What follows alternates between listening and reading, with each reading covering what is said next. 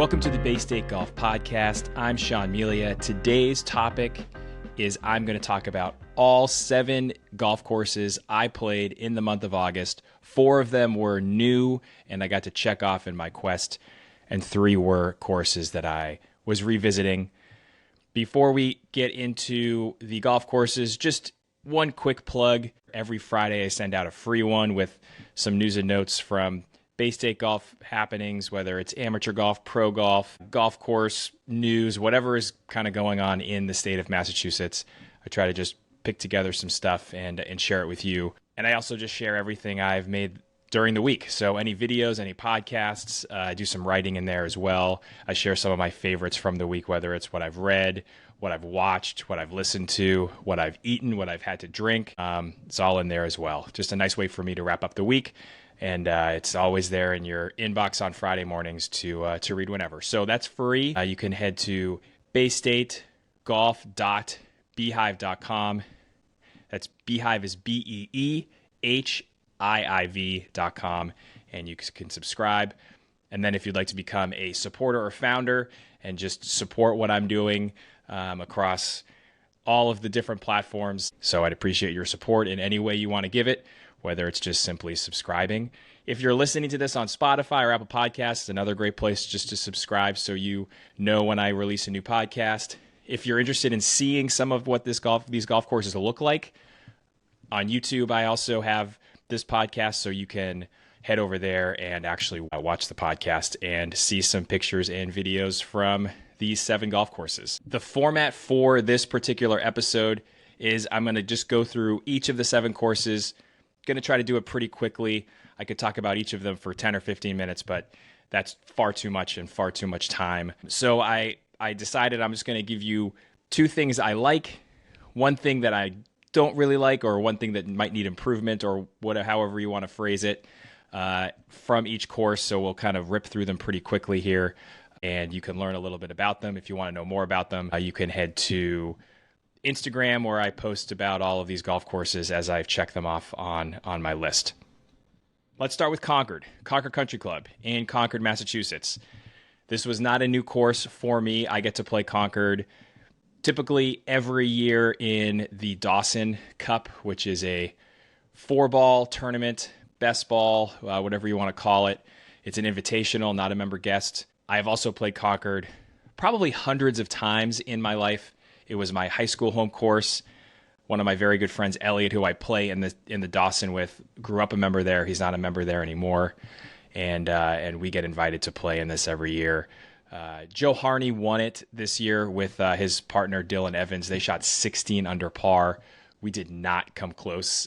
We very rarely make the cut in this event. It's a 54-hole event. If you do make the cut, you play Friday 18 holes, Saturday morning 18 holes, and then they make a cut, and the top 20-ish teams get to play in the afternoon 1 more round of golf. Concord is one of my favorite places to play golf. It's highly underrated. So just let's kind of get into the 3 things that I said, because I could definitely ramble about Concord for a very long time. The first thing I love about Concord is just the test that it presents every time you play it. And getting to play it 3 days or 3 times. Elliot and I made the cut this year, which was very exciting. We had never done that before. To get to play it 3 days in a row, typically they didn't do it as much this year, but they moved tees around. So some of the par 3s are shorter on some days. Sometimes they're longer. They play around with the lengths of the hole. But just in general, if you go play Concord, you're going to know where your game is at when you play it, because it is a very, very good test. It's a challenging golf course. It's predominantly a very fair golf course. There's no kind of odd quirks to the place. There are just good holes. You got to hit very good shots. You have to hit your long irons well. You have to drive it straight. You have to be pretty long.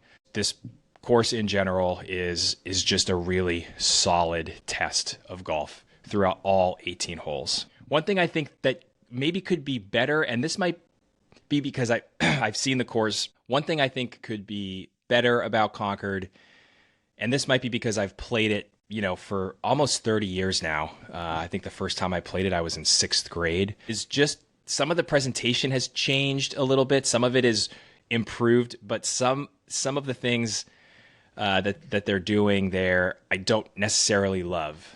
They don't have kind of a first cut of rough or even fringe.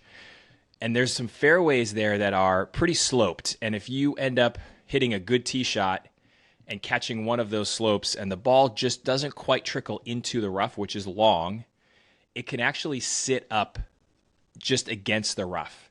And there are some dog legs and some places where that can really be penal and not necessarily totally fair. You could be kind of up against the edge and you need to hit the ball where, the ball has the rough behind it, or you could be hitting a shot where the ball has the rough in front of it, or even to the side. There's all sorts of different ways you could end up just nudging up against the rough. Just a little bit of fringe would catch some of those balls that are rolling just slowly enough to slow it down before it gets to the rough. So that's one thing I've noticed they've been doing that now for a few years, and I don't love it because it typically will at some point affect me or my partner or the people we're playing with, where they just end up in a spot that doesn't quite seem fair. Fair is a tricky word in golf, but it seems like an easy thing to kind of fix. And then they've also just added some new bunkers that people are hitting the ball a lot farther. They've got to protect some holes, but some of the holes that felt like breather holes or ones that you could, not necessarily score on, but just felt like, okay, I just got through a tough stretch. Now I can stand on this tee box and just feel a little bit freer. They've kind of tightened those holes up. 7 is one. They have some bunkers on 7 that are very much in play. You've got to make a decision. Do you want to play short of them? Do you want to try to challenge them? There's a creek that runs across the right. It's kind of shrunk the hole a little bit. Those have been there for a while. And then the 11th hole, they've built a couple bunkers there too along the left side that one hides the fairway, so it makes it just feel a little bit more blind. And it also, the near bunker hides the second bunker, which is kind of a nasty little, it's not quite a pot bunker, but. So those two things for me, I would change. The growing out the fringe is an easy one. The bunkers are there to stay. You just have to deal with them and hit the ball better. But those two things for me, I would change if I was in charge at Concord. And then the final thing I love about Concord, the opening stretch of holes, mainly 1, 2, 3, 4, and 5 are outstanding. The first hole is a par 5. The next 4 holes are really strong par 4s. And that makes the first hole a little harder. It's a gentle handshake. It's a pretty straightforward tee shot. It's a second shot over water to a raised green. Most people can reach it in 2, especially playing in the Dawson, watching guys hitting like 6, 7, 8, 9 irons into this par 5, the super long players, pretty staggering stuff. But then 2, 3, 4, 5 are very challenging. And so in the back of your mind, you're thinking, I have to make a birdie on 1 because I know what's coming in the next 4 holes, especially number 2 and number 4, which are just behemoths. And some of my favorite holes. 2 is just so hard. 4 is such a great hole. But that opening stretch is really good. I only got to play that opening stretch as the opening stretch once this past week. We teed off on 10. Actually, we teed off on 10 every day, so we never got to play it as our opening stretch. And it's also kind of an interesting one when you make the turn, because 17 is a par 5 and 1 is a par 5. Only par 5s you have, so you're really thinking about it standing on 17, like, we got to try to make birdies. So even that opening stretch has an impact if you play the back 9 first. So love Concord Country Club, one of my favorites. If you ever get a chance to play there, absolutely go play. It's really, really good. Second course I played this month was Wollaston Golf Club. Wollaston Golf Club, I got to see 5 times in 4 days. I played in the Fallon Cup, and me and my partner reached the final of the consolation bracket. We lost one of our match play matches, went into the consolation bracket, won our 2 consolation matches and made the final, and then lost on Sunday afternoon. So from Thursday to Sunday, I played it 5 times. A lot of golf, a lot of competitive golf between playing Concord and Wollaston kind of within a week. I was pretty gassed after that Sunday 36.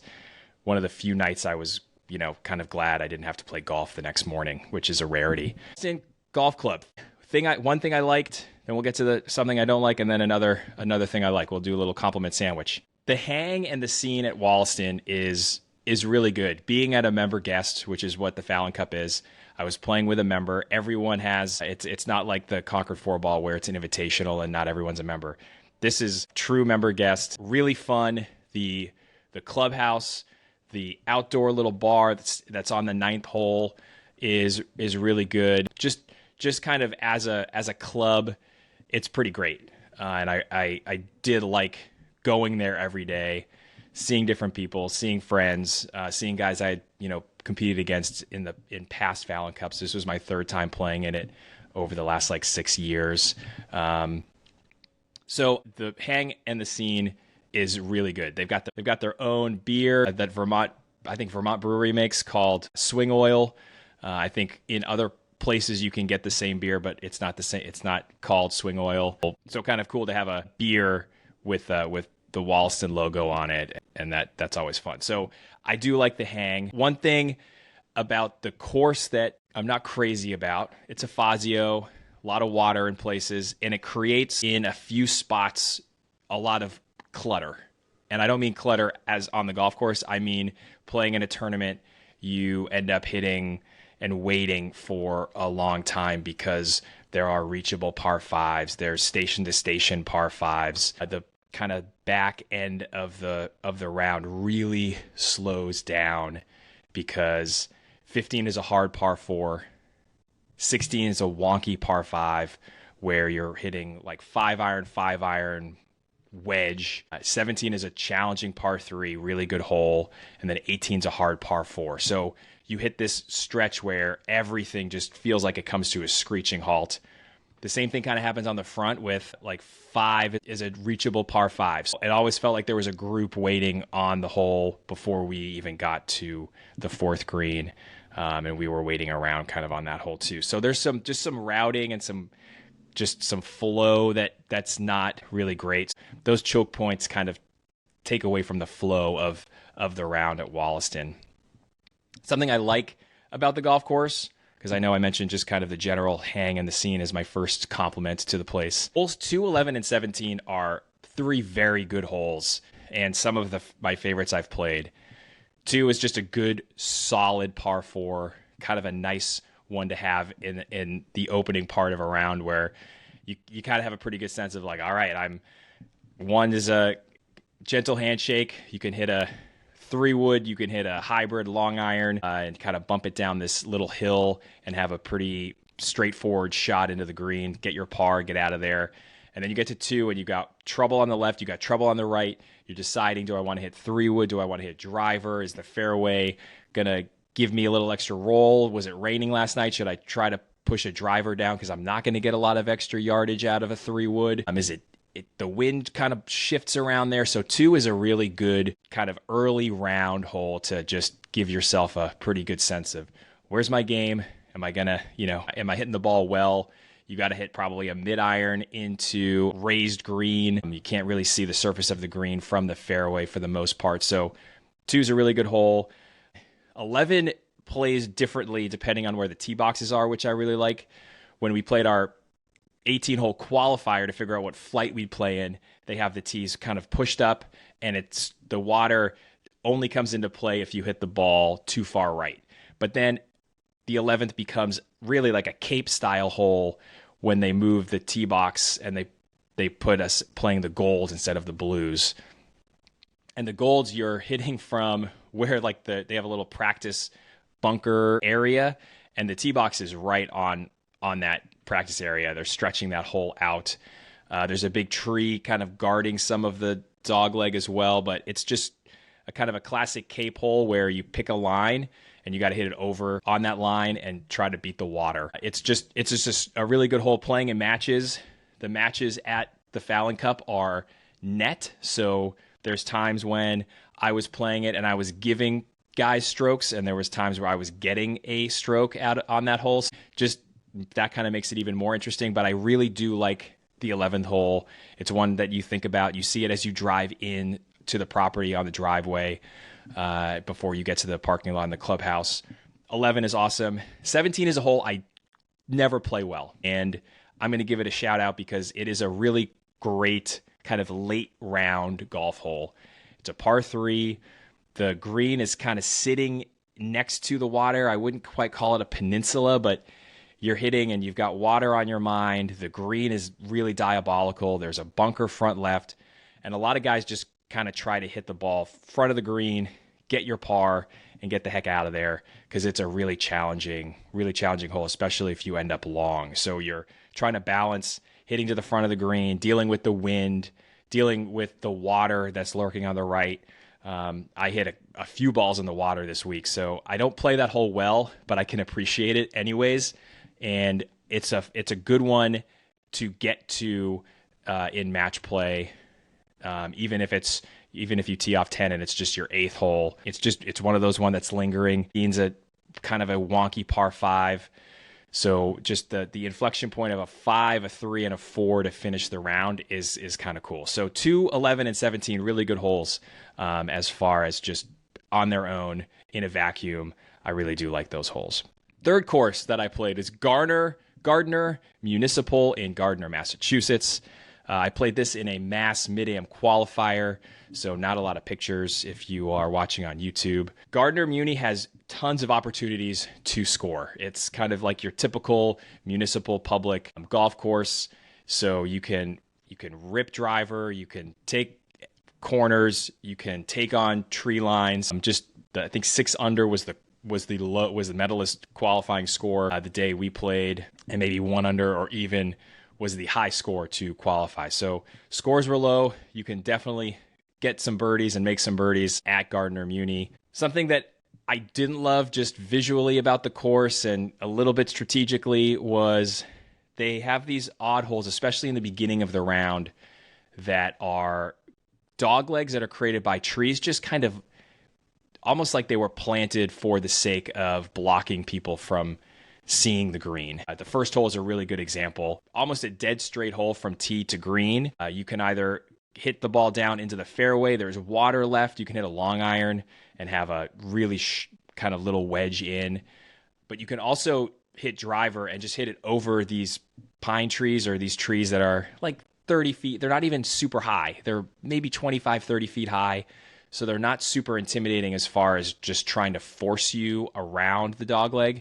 You can just hit it over the dogleg. And I know that some of this is to protect people who are on adjacent holes and whatever else, but there's a few holes in the opening stretch that had that setup to them, and I don't really love visually that type of golf, and it kind of impacted just the way I felt about the whole place. Now, I will say, I did play this golf course with the full-blooded shanks. Full, cold, horrible. I hit 6 of them over the course of the round.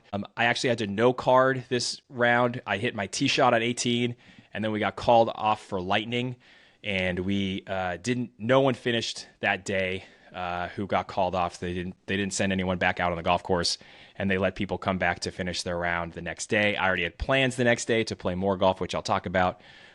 But I didn't get to play 18 holes, but I think I was 8 or 9 over. Probably the best round I played all year as far as like grinding out a score with just my brain completely melted. I had played a lot of competitive golf. So just to give you some of where my brain was while I was playing Gardner too, but those kind of trees and that visual I didn't really love. And then another thing I liked about Gardner, I thought the 11th hole, there's kind of a middle stretch of the course that's solid, especially kind of towards the back 9. But the 11th hole, you stand on that tee box and you feel like you're kind of on a different golf course than the rest of it. Huge rolling kind of hills. You slowly climb up. Driver it's narrow, but it's a par 5. If you hit a good drive, you're going to really have a good chance of reaching the green in 2. I hit driver. I had a 6 iron, but you're hitting uphill. If you come up short, you're worried about a big false front. There's a Crystal Lake, I think, is on the left, if I remember correctly, when I was looking at Google Maps and writing my review. It's along the left. You can see it a little bit. It would be cool if you could see more of it if they trim down some trees, but I'm sure they're not allowed to. But there are a few little pockets of opening where you're looking out on the water on the left. You've got kind of the perched green. Would be a really good par 4. It's like a par 4.5 for players who are playing in a Mass Mid-Am. So that's a hole I really liked at Gardner in Gardner, Mass. While I was out there, I actually stayed out in the area after my round and spent the night. And the next morning I woke up and I went to Holden Hills, which is in Jefferson, Mass, which is very close to Holden, Mass. So I kind of stayed out in Worcester County. an area that I don't always get out to. So I figured if I'm going to be out here, I might as well stay out and see if I can play some more places. So Holden Hills, something I liked about Holden Hills, loved the 15th hole. Straight out, I thought it was really one of the most interesting features that I've seen at a golf course. It's a big wall of grass along the right side of the hole, and visually with the way the hole kind of goes downhill and then comes back uphill, it feels like that kind of rugged, rustic, just long, wispy grass that's on that wall kind of runs across part of the hole to create a little bit of a hazard. Gary and Paul, who I played with, who are members, ensured me that that was not the case, that everything to the left of the wall is fairway.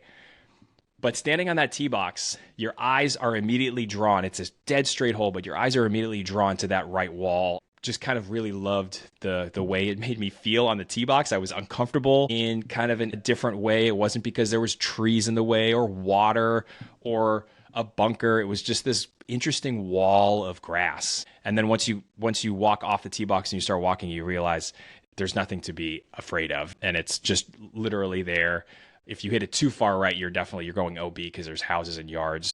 But that wall was just really neat. Loved the 15th hole, my favorite on the golf course. One thing that Holden Hills has kind of holding it back, and it's not really completely their fault, is I played it after a deluge the night before. I mean, I said we got called off at Gardner for lightning, and it poured rain, and then later on that night it poured even more. Got a ton of rain on Thursday night into Friday morning, and I'd imagine Holden Hills is probably always a little bit wet. It's one of those golf courses that just has little hazards and little bits of wet land that you're hitting over or around throughout the course. So any sort of rain, any sort of water, if it gets too wet, is just not going to drain out. And the day I played it, it was pretty wet.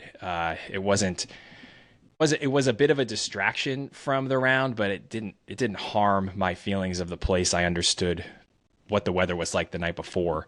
I'd be more harsh if it hadn't been wet or rained and it was that wet or even just a little bit wet. But that's one thing that's kind of a bummer about the place. I think that's just probably the way it goes for them as far as not.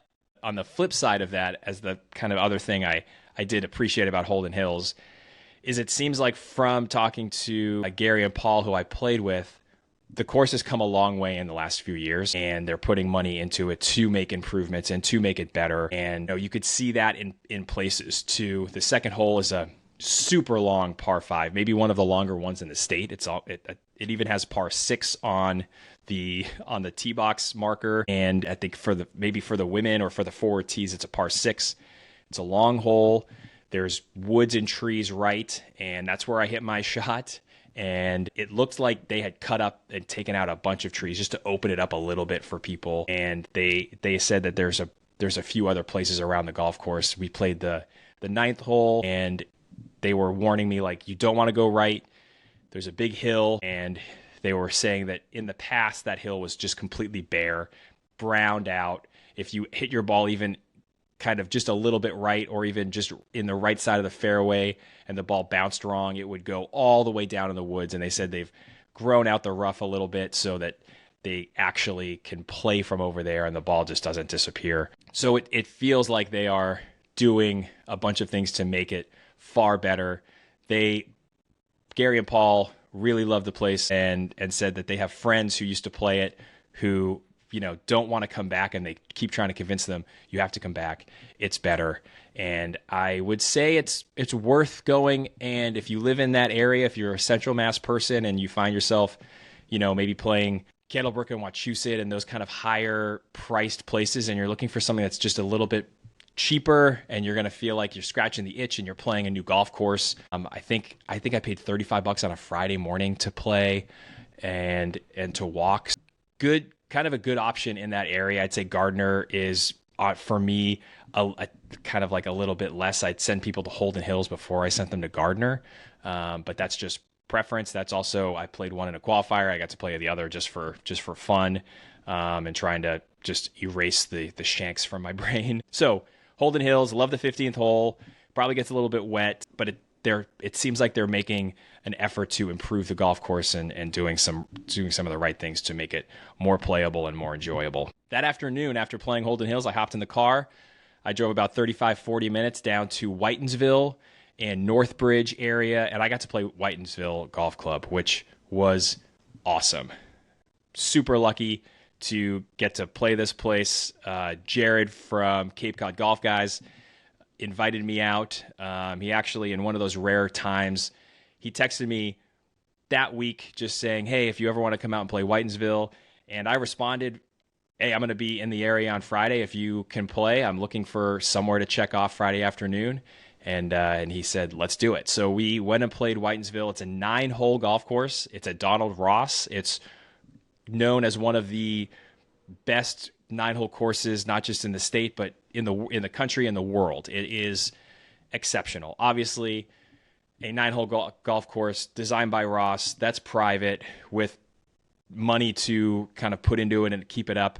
It's in great condition. It's in great shape. It's on an awesome site of land. And that's kind of the first thing that I really liked about it, was just the scale and the feeling walking from the car to the clubhouse and seeing the place for the first time. Usually 9-hole courses look and feel like 9-hole courses. I can't quite explain what that means, but they usually feel a little bit smaller, maybe a little bit more choked off. There's things overgrown. Whitinsville, looking out over the golf course, it felt like you were looking at an 18-hole site. It is not an 18-hole site because it doesn't take up that much land, and they don't have that much land. Even if they wanted to build extra holes or try to build 9 more, that's never happening. But just the scale and sitting out there, being on the first tee and looking out, it looks like a championship golf course, but it's 9 holes. Really, really, really loved it overall. But that feeling I had on that first tee was very unlike playing other 9-hole golf courses that I've played on this quest and just in general. I think one thing that would, if I could play there every day, I could be a member. Driving home, I was trying to talk myself into, man, is it worth driving an hour if I could afford a membership here? And it's close. It's one of those places that driving an hour, maybe 10 or 15, 20 times a year, you could talk yourself into it. Possibly super low key. Just the place was great. The thing that that would kind of drive me nuts about playing there on a consistent basis is there are really 3, maybe 4 holes that have some really severe false fronts. The first hole, the 6th hole in some respects, the 7th hole certainly, and the 9th hole certainly have these big false fronts where even if you land your ball on the green, you could be watching it roll 30, 40 yards off the front. And to have at least 3 holes, that's a third of your golf course. If you go around twice, you've got it 6 times. That might wear on me. That was the one piece for me that felt like, man, it's pretty extreme, especially on 1, 7, and 9. So all the greens have some version of a false front, except for the second. You can really, every green is going to reject balls that land a little bit short, and you might be hitting a little chip or you could putt it up. But 1, 6, and 9, you're not putting up these slopes because they're so steep and so severe. So that's one thing that would just be a challenge for me personally. I think probably drives a lot of people crazy when the greens are running fast, especially they're Donald Ross greens. So the old saying, you have to be below the pin. So when you have these big false fronts and then you have the requirement that you can't go long, it makes it even harder. So that's one thing for me about Whitinsville that I didn't love.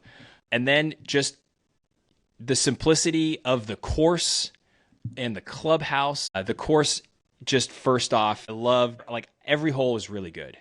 Every hole is different, and every hole has a little bit of a different challenge. When you play the back, if you want to go play it twice, you can play the whites and then the blues, and there's some different angles you play from. You play from a little bit farther back the second time around, so you're not feeling like you're just hitting the same shots into greens each time if you go around twice. So that's really great. Very simple tweak to the course, but makes it feel like when you're going around the second time, you're playing some different holes. You're hitting different irons into the par threes and into the par fours, and one becomes a completely different hole.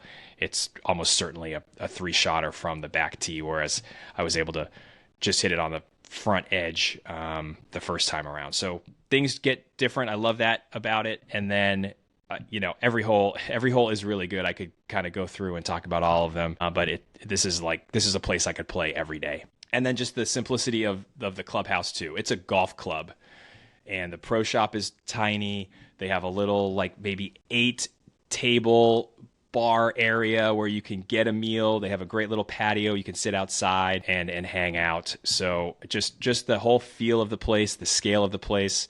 Every hole is really good. People love the 9th as an ultimate closer, one of the hardest closing holes, around. It is super challenging, really hard hole. Just every hole is outstanding. Every hole is different.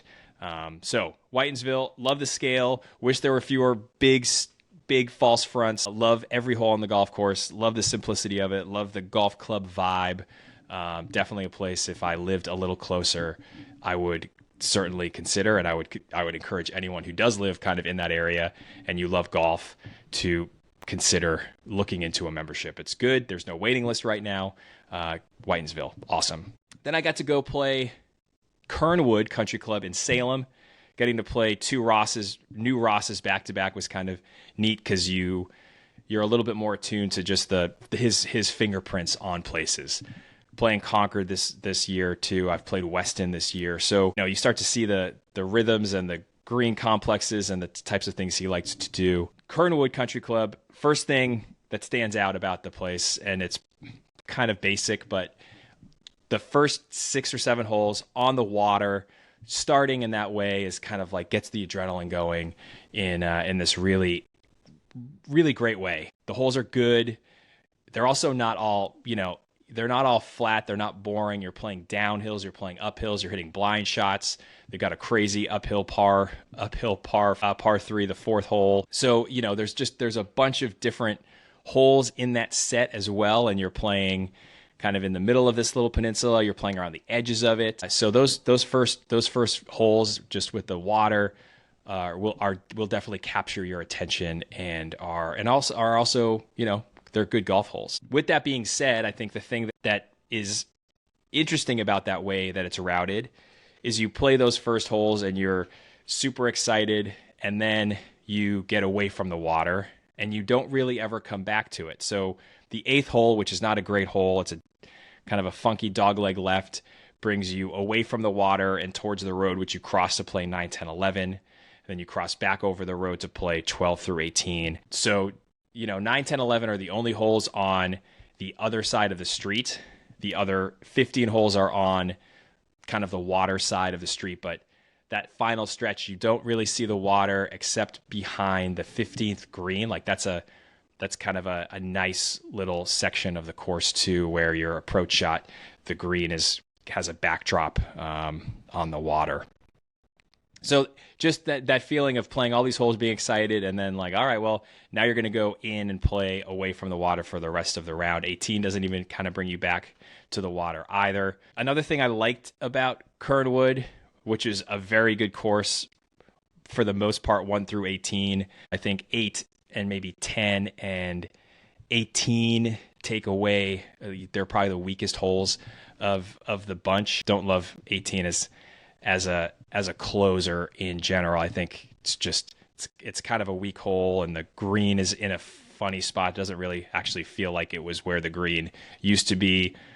The entrance road runs right behind it, so I'm not quite sure if they had to do some tweaking to where that green is to help build the clubhouse and the road and entryways and all that stuff. Also, just a quick, the entrance to Kernwood is very cool. You drive through this kind of arch to get to the golf course and get onto the property. And apparently it's the last little relic of the estate that the course used to be. So it was a big estate on the water, and when the club was bought it and built the club, all the buildings over time are gone except for this one entryway. It feels like you're entering a castle. It's super narrow. It's also their logo, kind of a cool way to enter the golf course. Finally, last compliment, last thing I liked, of a lot of things I liked, but just to keep it tight here, the par threes, really good, super unique. I know you should use a qualifier when talking about unique. The par threes are unique. 2 of them are uphill, way uphill par threes, which you don't see a lot. If you do see it, you see it once on a golf course. To see it twice was completely different. Now, off the top of my head, Worcester Country Club's 6th hole is an uphill par 3. Franklin Park has an uphill par 3 where you can't really see most of the green. 4 and 17 at Kernwood are uphill, capital uphill par 3s, which is just very, very rare. And then 12 is a downhill par 3. You cross the road and you're up on this perch and you're hitting down to kind of an oval sloped green. I would say this green is probably the one that drives the members the most crazy. No one told me that, but we had a couple of balls like stopped near the cup. The pin was kind of front middle on the left side, and ball stopped near the cup and then rolled all the way back off the green. It's a long hole too. I hit a 5-iron into it. So it's a good hard hole. I'd say the green, if it's really rolling fast, it's probably the most challenging of them. And then finishing with a par 3 ninth, you get a 9th hole par 3, kind of like Concord. Ross likes to have opening, 10th hole par 3s, 9th hole par 3s. Just a short, I hit a 9-iron. It's along the road. The green's it's still a little, it's not quite uphill, but there's bunkering in the front that kind of hides some of the green. Just another good par 3. So the par 3s, you got to hit some good shots, and they're unique holes, especially 2 and 17. All right, lastly, my final round in August was at another golf course that I had played before, and that's Stow South. I played Stow South in a scramble this week. Really kind of good way to just loosen up and free up the swing. I had played Stow South in, I think, 2021 in the fall. It was, kind of wet, felt overgrown, felt very similar this time around. Stow South's routing is really good. I flew my drone, and you can kind of see just the way it kind of weaves through the land. There's some good kind of flow uphill. You got some downhill shots. You've got this big mound on 16 that you've got to play over and around a little bit. 16's got its own issues just as far as the tee shot, but the second shot's kind of thrilling, and if you kind of know where to hit it. So the routing is really good, and the thing that takes away from the routing is kind of the thing that is my need to working on, or I wish it was better, is just the golf course in general feels kind of congested. A lot of overgrown trees, choked off dog legs where you can't really get around a dog leg.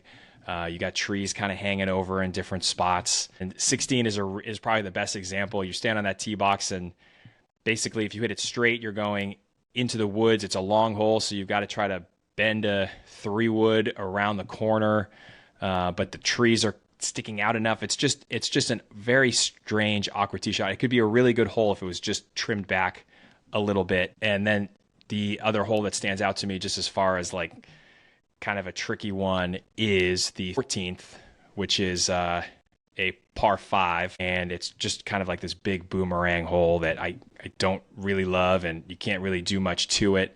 But if you open it up a little bit, there might be some opportunity to hit something over the trees or around the trees a little bit more aggressively and try to get there in 2 if you want, versus hitting like 5-iron, 9-iron wedge to get up near the green or get on the green. And then the conditions, I think those 2 things go hand in hand sometimes. When it's cluttered and things are overgrown, the greens struggle a little bit. They were very slow, and I think that's, from what people have sent me after seeing I was there, seems to be just the case this entire year. The conditions aren't great. It's a little bit run down, a little bit rough around the edges, a little bit shaggy overall. I did an entire video about Stow, so if you want to go watch that, you can watch that after this, like an 8-minute with some footage and some deeper thoughts. And then the last thing, I was there for a scramble. It was a fundraiser for Rediscover Mapledale. Stow Acres was initially a 9-hole course. The Stow South opening 9 is kind of the rough original 9 holes at the golf course. Mapledale was the first black-owned golf course in Massachusetts, one of the first black-owned golf courses in the country. Robert H. Hawkins bought the land, built the 9 holes, turned it into a country club. They hosted the first black men's golf championship in 1926, and then hosted again in 27 and 28. So there's some really cool history, and part of the scramble I went to was they're starting to unlock some of that history and share it with the community. They have now a poster on the first tee box on the south, just sharing a little bit of the history of the place. The clubhouse, which is this big old clubhouse, was part of it is the original build from 1926, so they're coming up on their 100th year. So just some kind of cool history there. They're doing some work, which you can watch the other video. I share a little bit about what they're doing there, and it's going to look very different in the coming years at Stow Acres with some of the changes that they're making. So those are my 7 courses I played. I played Concord. I played Wollaston. Those were return visits. And then Gardner, Muni, Holden Hills, Whitinsville, and Kernwood in the middle of the month were 4 checked off golf courses. Kernwood was 131 of 350 as I'm trying to play every course in Massachusetts. And then I round out the month at Stow South, which is a course I had played, and I played in a scramble this time around. That's it. That's my August. Once again, please subscribe wherever you're listening or watching this. Check out baystategolf.beehive.com and get my newsletter free on Fridays. If you want to help support what I'm doing and my work, you can also do that and become a supporter or a founder. And we will see you next week on the Bay State Golf Podcast. Thanks for listening. Thanks for watching. See you later.